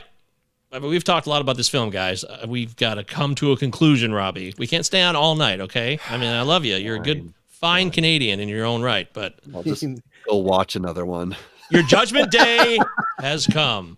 Who is going to start? This is a curious one. Who should start this one, Travis, Eric? What do you guys think? Well, I'll go ahead, unless you want to. Okay. Well, let's do it. No, you're so enthused, Eric. Travis, please go for it. So you know what I think is really cool? Conscientious driving. I think conscientious driving is fucking awesome. Nothing drives me crazier than some fuck ass who thinks that they're a good driver because they drive fast and recklessly and they put people's lives in danger so they can get where they're going 3 seconds faster. I think that shit drives me nuts. You know what else drives me nuts is hearing somebody else's car when I'm sitting on my couch. If I'm sitting on my couch and I hear you drive by, fuck you. You need that much attention. You need so much attention everywhere you go that your car makes noise and we all have to be impressed by it. No, I am not into this. I lived in Philadelphia for a while, and when I lived in North Philly before I lived in the smaller outside neighborhood of Manayunk, there's these crews of there's car crews and stuff that do that kind of stuff there. There's also like 3-wheelers and 4-wheelers and that kind of stuff. But I remember on Broad Street, which cuts right through the town, there was a couple times where like there was funerals that these car culture people had, and like they just took over Broad Street and just didn't stop for the traffic lights, and just for like it was like 20 minutes of just like a chain of cars, and like everybody just had to stop and like wait while they drove back and forth and like hung out their windows and I guess felt cool. I guess we all had to stop what we're doing while they felt cool and thought that they looked cool. And that's kind of where I get with a lot. That's why I can't really get on board with this movie, because like when you talk about how it affected culture, like for me, it affected culture in ways I don't particularly care for. So, it just doesn't appeal to me. And I'm glad that Robbie, that you're on holding down the fort, because I know that anybody listening to this is like probably like, oh well, I like Fast and Furious, so I better check it out. What's this bald asshole think about my favorite movie? And fucking hated it. I hated it so much. I hated every second of it. I kept on having to pause it and go do other things and come back down and like gird my loins and endure it some more. The part where like the pizza driver is trying to get through, and the guy's like, "Oh, you have to go home later." Like, I'm the pizza guy, and this Take movie, another I'm route. Pizza man. Pizza boy. He doesn't go home another way. He doesn't know where the fuck he's going. Pizza boy's clocked in. He's going to work. You're fucking with my money, Mr. Guy, with your fancy sport game, whatever's going on here. Uber. This is pre-Uber Eats. Yeah, that's what I'm saying. That's what I'm saying. So this guy's just trying to work, and everything he's trying to do is get shut down because these people have their own super important agenda. No, fuck you. I've got to get to work. For that reason, it doesn't hold up. It's picturing Travis in the theater standing up and saying, "This isn't safe. Go home and stop this." Do you know how fast they are going? They crash at like 100 miles per hour, and Michelle Rodriguez just kind of gets up and is grumpy about it. I'm like, what? This is fucking stupid. Really talk about the fact that Michelle Rodriguez is playing Michelle Rodriguez.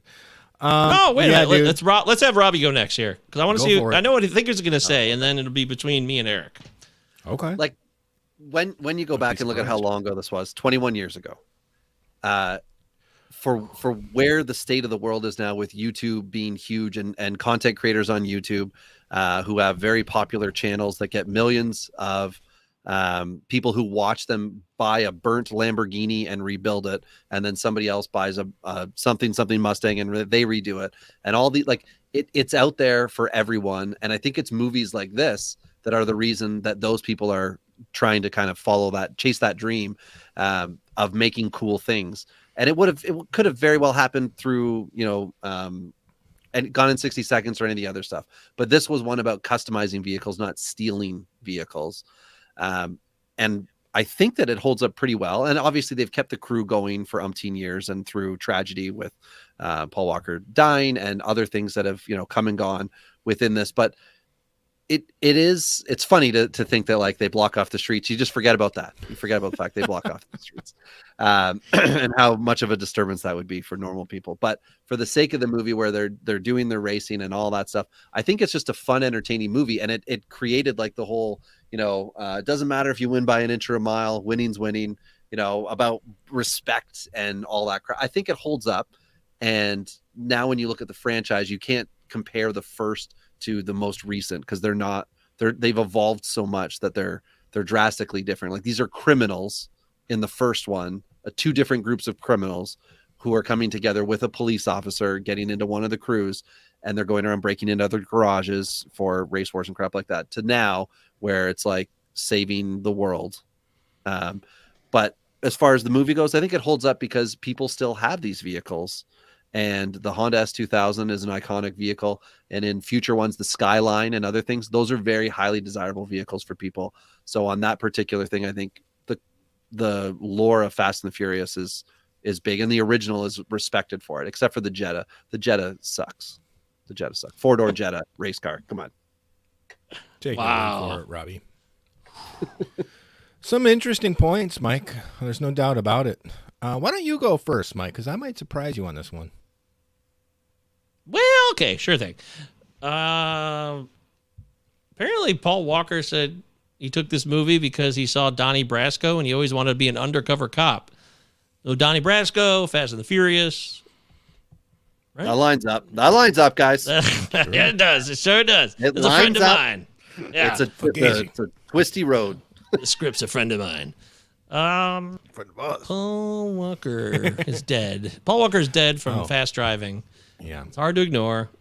But if you can get past that, if you can separate that from this, you can remember that this movie has a lot of action in it that's exciting. And movies are supposed to be thrill rides at times. Other times they're supposed to be indies where they're black and white like a Mank and you just hear people talking for 2 hours. It depends on what you want. And it doesn't make a movie worse or better because of those characteristics. For me, it's entertainment. And is there ludicrous stuff in it? Freddy Got Fingered could be ludicrous, but it's still funny to me. So it's just a matter, and I didn't mean to use ludicrous in that sense. It just kind of worked out that way, seriously, which is funny. Luda! Because he's in the next one. Throw them bows. I watched this movie with all the hype behind it after all these years, never saw it. And I'm really glad you made us watch it, Robbie, because I never saw it, and I need to see this film. If we're going to call ourselves, a movie show, we need to be seeing everything, including the stuff we might not be attracted to. And this film was pretty entertaining, I thought. It did seem to vacillate a lot between, okay, this scene's about building the bonding, and then this scene's about an adventure, and then this scene's about building the bonding, and then this scene's about it, like crime. It was weird how it literally almost was like back and forth, scene after scene, and the way it was set up in that way. Maybe questionable, but I was into it. I was curious enough, and I was impressed by what I saw. Like some of the stuff they did with the cars, and the people, the way they act, and not the way I would act, and not the kind of people I'd want to hang out with. But I think as this movie being what it is, I think it holds up. I do. I enjoyed it enough, and less so that I found it interesting. There's more that it was entertainment enough. So if you're looking for this type of movie, you know what it is, then it holds up. And that's how I'm going to look at this, I suppose. I think the big takeaway here is if you are an aspiring screenwriter and you want your lead character to be kind of a badass, what you want to do is make sure that he has the crust cut off of his sandwich in his opening scene. Tuna no crust. Yeah, absolutely.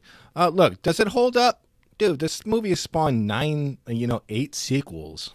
So there's a lot there's so much to think about. It's not boring. Okay. I wasn't bored. I was entertained, Mike. You nailed it. Like, it is entertaining. Okay. But if I'm not a fan of cars and I don't give a fuck about like a Honda or a Jetta or whatever the hell it is with lights under it, a movie like this should make me a fan. Okay. I'm thinking about thrashing. Like, I didn't care about skateboarding when I was a kid, and I watched thrashing. I was like, I want to skateboard. When I watched The Karate Kid, I'm like, I want to go to karate lessons. When I watched this, I was like, I don't want to have anything to do with cars. These guys are a bunch of tools. So, like, did it do its job for me in that respect? No. But I think it still has the ability to achieve what it set out to offer an audience. That's what Roger Ebert was pretty much saying, which is a dumb action movie with cars, new metal, and hot chicks. So in those respects, it does hold up because it delivers exactly what it set out to do, regardless if I am a fan of this subculture or not. I think with a smarter script, which honestly wouldn't be that difficult, we could have had something that is a guilty pleasure, like Point Break, which is something that gets compared to so many times. Don't say that. And not just to be a movie for like gearheads, but for everyone. So that being said, so many people enjoy this film and the entire franchise. So even though it's not for me, I can't sit here and say it doesn't hold up, because I do think that this franchise starter does hold up, because it is kind of entertaining. It is fun. It's stupid, in my opinion, but I think it stands the test of time, and it deserves its place in cinematic history, even though I might not like it that much. What does this even mean? Here we go again. What are we doing here? If you don't like it, I mean, going on and on about how you don't like it, how it's not for you, but it holds up. I don't know, man, but I tell you what, I'm going to remember. I will remember. Next time you turn down some classic movie, it doesn't actually hold up, I will remind you. Hear me. I liked it. I was entertained by it, Travis. Like, I found the film interesting, and I did get entertained by it. Like, I was hearing mixed things, I guess. Yeah, I'm saying like this whole car business, I could fucking care less about. But I do think the film holds up. I don't think this franchise was a mistake or anything like that. So, yeah, that's it. And Eric, you are an undercover police officer, right? So it did appeal to you on that. This is not entrapment, all right? He doesn't have searchlight blue eyes. So Ooh, entrapment? Catherine Zeta-Jones's ass? Yeah, I did have to look that up. Like, that's all I ever think of. I guess undercover cop doesn't have to tell you he's a cop. Like, I did the research. I spent like a half an hour on it. I'm like, what is true? They don't have to tell you. If you have to tell me. You have to tell me you're a cop. That's the dumbest movie myth in history. Dom does, and then like he doesn't even bother getting an answer from him. By the way, I appreciated that actually, because I'm like, they're not falling into the movie trap of pretending like you have to answer. That's true. That is true. Yeah. All right. Well, look. I think secretly too, I didn't mention this. I should probably put it on the record. I think I do want to drive fast, and I do want to drive cool cars. Really? Yeah.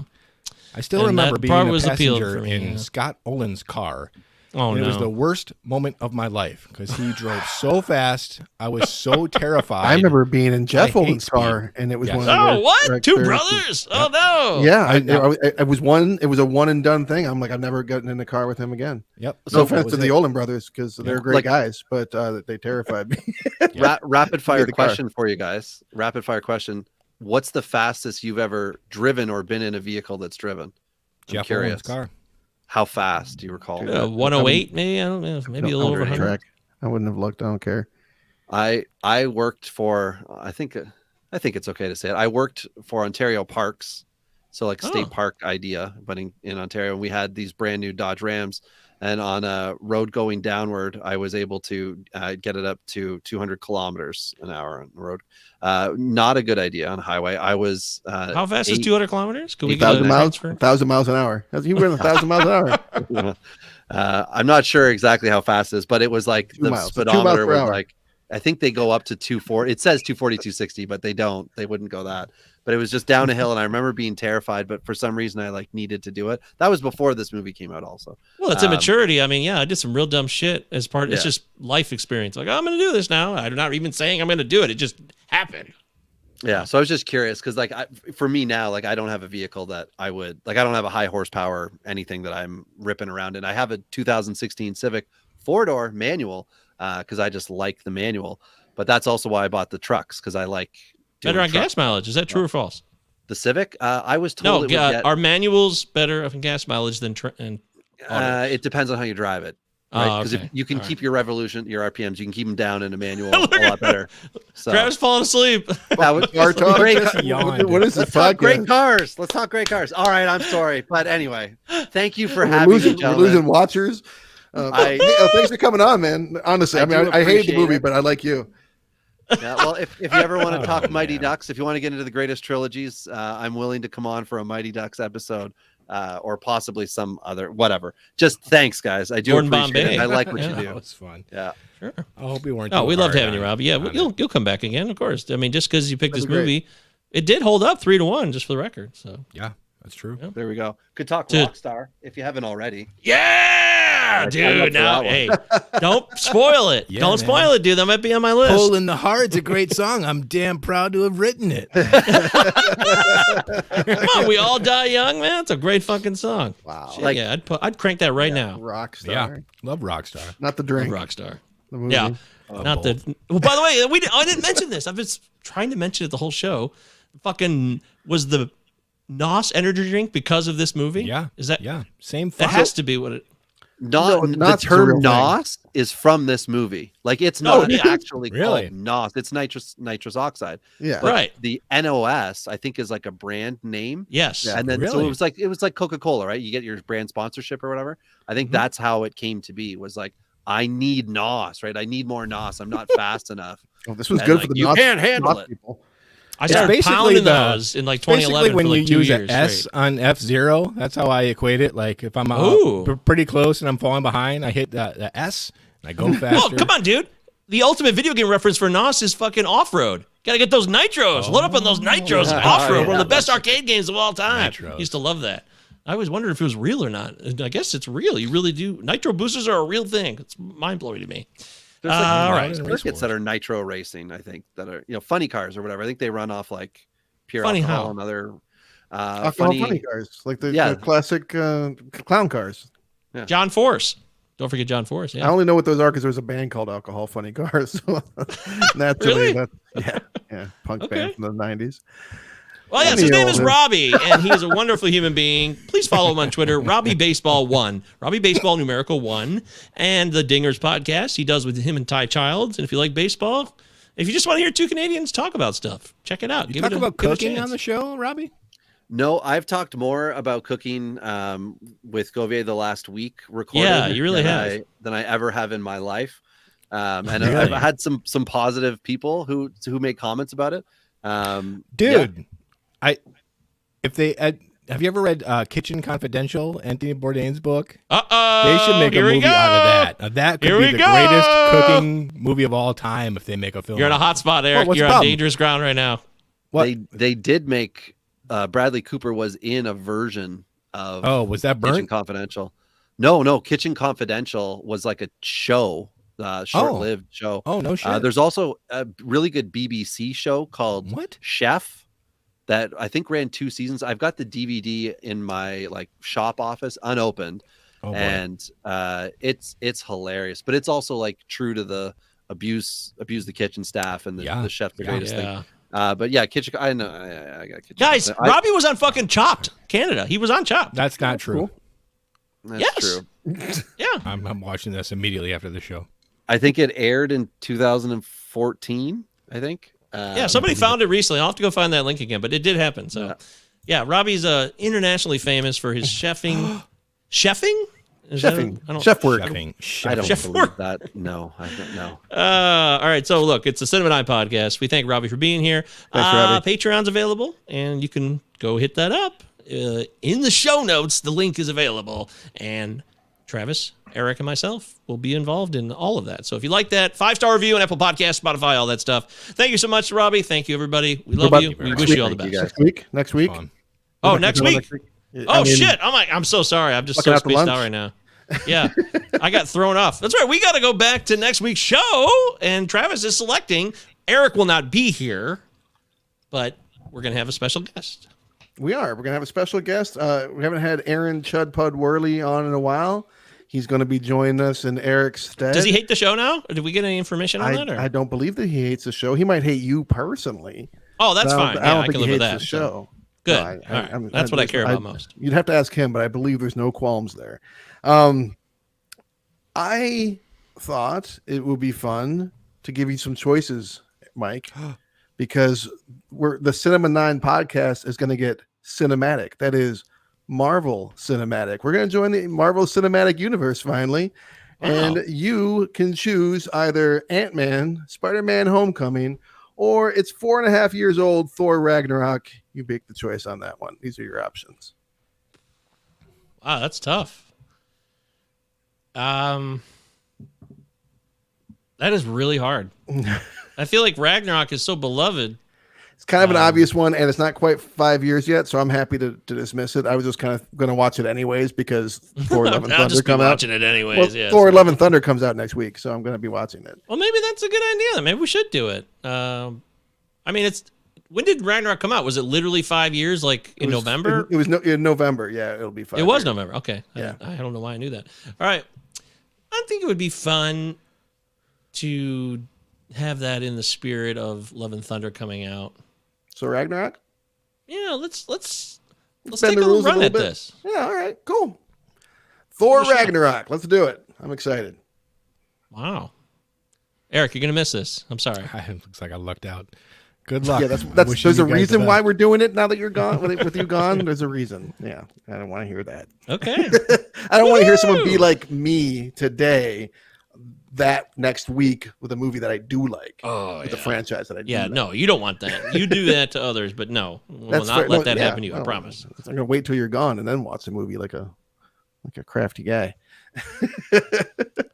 Well, that's it. Next week, Thor Ragnarok. Me, Travis, and special guest Aaron Chud Pud Worley. For Eric, Robbie Baseball, and myself, and Travis, we'll see ya. Bye. Make your